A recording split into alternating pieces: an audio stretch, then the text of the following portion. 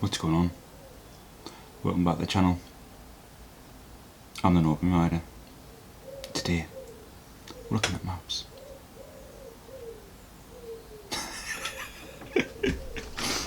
I'm in the nature mark! The state of that thing.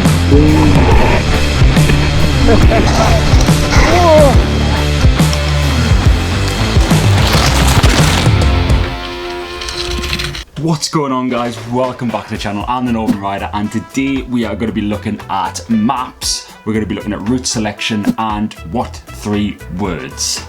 So I just want to start off with maps to start with. Now, what exactly are we going to be using all of these skills for? Well, you may ask, and you might be thinking also, yeah, Northern Rider, why aren't you doing any bike videos? I am. Calm down. Just, there's stuff coming, man. Just leave it alone, man. So what I want to do is I just want to kind of help people a little bit by expanding their knowledge when they're trying to expand their range on the mountain bike. Why are you telling us how to read a map? That's got nothing to do with my bikes. Well, if you are like me and you're a little bit of an adventurer and you want to be able to expand your knowledge of things and you want to expand your distances of mountain biking and go off to somewhere where you may need a map, well, this may just either help you out, it may spark an interest, it may start something completely new that you may enjoy as well. So we'll start off with maps. So basically with maps, they are split into a few different ways. So you have things like Ordnance Survey maps, you've got your A to Z maps, you've got various different kind of pamphlets, hand-drawn maps, you've got charts for the sea, everything like that. There is maps for literally everything. So the maps are actually organised into a specific way. You have 4-figure grid references, and you can split that down further into 6-figure grid references. So let's have a look at what exactly they are and what they mean. What we want to have a look at here is, on the bottom on here, you've got a thing called Eastings, and going up the side up here, we've got the Northings as well, okay? Now it sounds like a Game of Thrones character, like a wildling or something like that.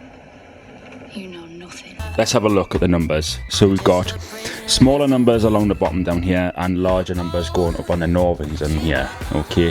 And what do we want to have a look at? We want to have a look at this house, for example, right? And then within this block, I'll just go, okay, I'll take the bottom left-hand corner, just there. I'll go down to the bottom of the grid here, along my Eastings here. So usually go along the corridor, up the stairs. That's usually the best way to do these things. So along the corridor would mean 18 is the first number, so I've already got it written down here. Then also I go along the corridor, then up the stairs, so up these bits here. So the first number I come to, which is in that grid there, bottom left hand corner, is 45, as you can see on here. Right, so 1845. So if I was to say to somebody 1845, you would start off along here 18, and then you go all the way up until you come to 45. Right, so that's the house there. So let's have a look at 6-figure then, shall we? This, if we go back, so this 6-figure grid reference is going to be, let's take for example the pub on here, okay? So this, so remember, this is 2044. So 20 and then 44.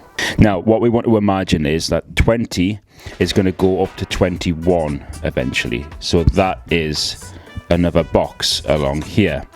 44 is down here, and then there's going to be another one up here, which you guessed it is 45. I hope that's making sense. So 45, that's the bottom left hand corner, 44 bottom left hand corner, and then 20 bottom left hand corner, 21 bottom left hand corner. Always go up to the bottom left hand corner. I don't know how many times I can say bottom left corner, but bottom left hand corner. So how do we actually go further down into this? So what we want to do is we want to basically make this into a 6-figure grid reference. So how do we do that? So 20 to 21 has got numbers in between it, so it's 20 and 0.1, 2, 3, so and so on. So what I like to do is, if you can split this grid. I'm not going to draw all over it. You can split this into 1, to 21. That is basically how the grid's going to split up. So these boxes are all going to, if you will, interconnect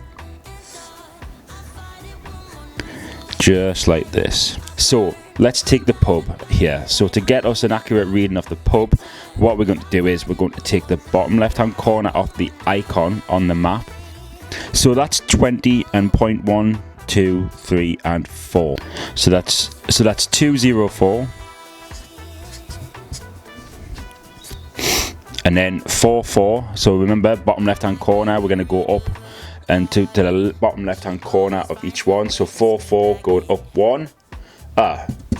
We've hit the bottom left hand corner. So 44 and 1. So that is a 6-figure grid reference right there. So 204 441.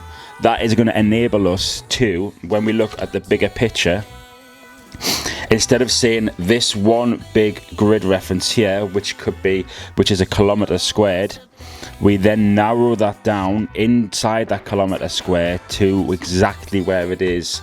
Now, grid references can go up to 15 grid references, but that's mainly used in a military purpose.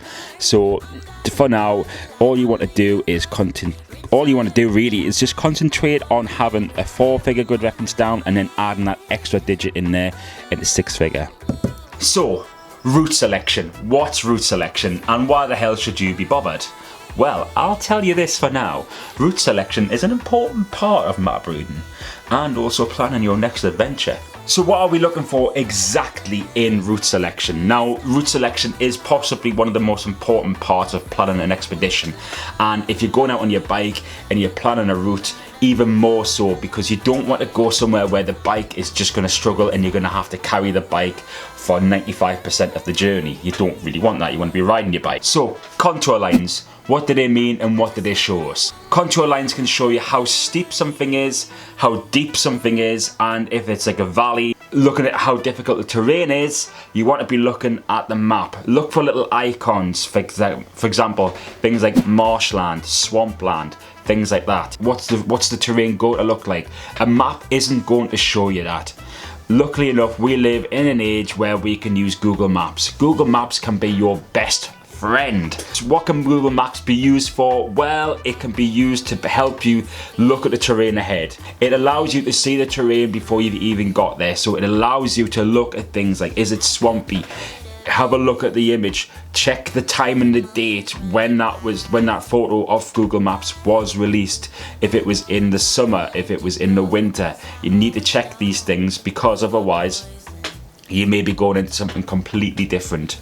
Prior preparation and planning prevents piss poor performance. It's my favourite saying. So the last thing to add to this is going to be a compass. Compasses are incredibly important, as is everything. They all blend into one.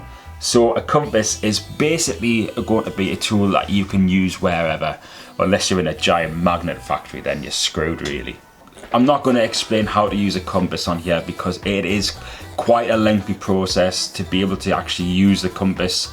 But if you go to your local scout units, if you go to your local outdoor clubs and things like that, people will tell you how to use them, and you'll get a safe knowledge within your head so that when you do need to use them, you can use them, and it might even save your life one day as well. So let's talk about the app What 3 Words. Now, what is What 3 Words?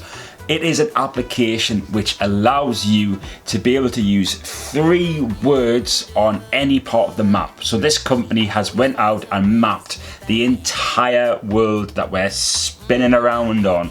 Now, the app itself will allow you to be able to find people, find locations using 3 words alone. If you're out in a group and you're with somebody and your map reading skills have went to shit, you can't see anything, it's difficult to get a bearing, there's nothing to see and you're in trouble.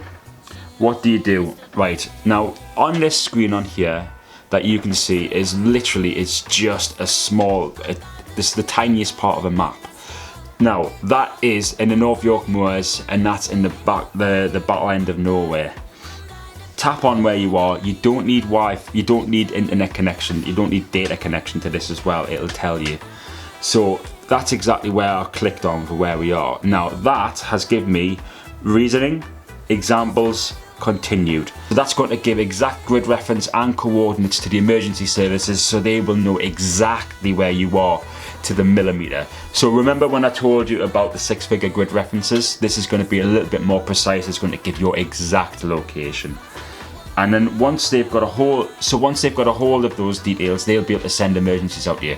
Now, so that is great. That is a fantastic bit of kit. Now, however, what does that rely on exactly? That relies on you having battery power. You can't rely on this app. Now, this has been a point that I've made out to most people as well.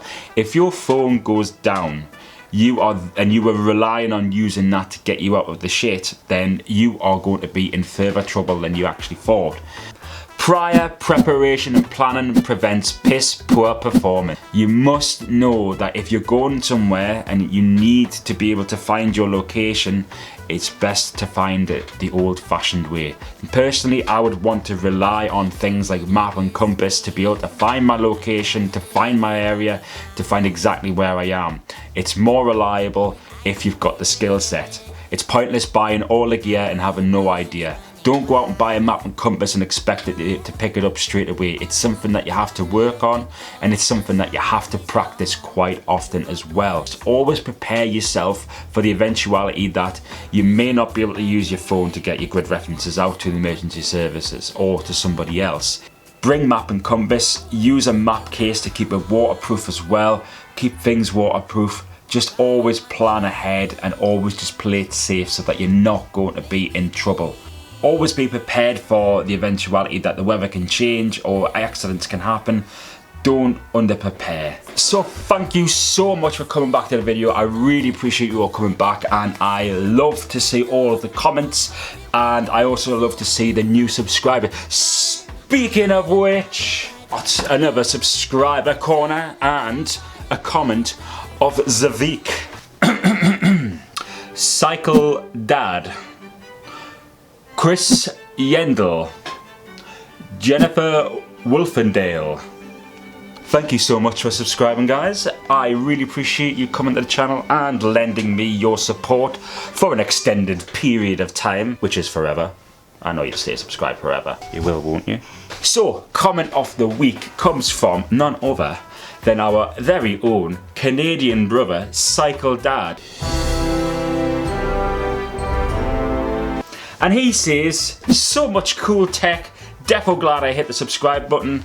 I'm glad you hit the subscribe button. So, thank you so much for watching, guys. If you haven't already clicked that like button, click on that like button down below. And if you want to as well, consider just clicking on that subscribe button. And if you do, there's a little bell notification. That's going to give you an email and a notification on YouTube exactly when the video is going to be coming out, which of course it's going to be 12:15 on every Friday and on Wednesday. So thank you so much for watching, guys, and don't forget, I'm the Northern Rider. Thanks for dropping in, and I'll see you, yes, you, in the next one.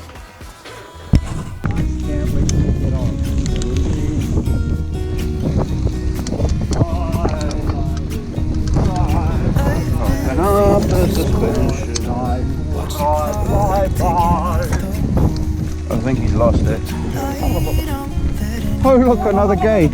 No more bloody gates! There's nothing. Oh, there's a kestrel.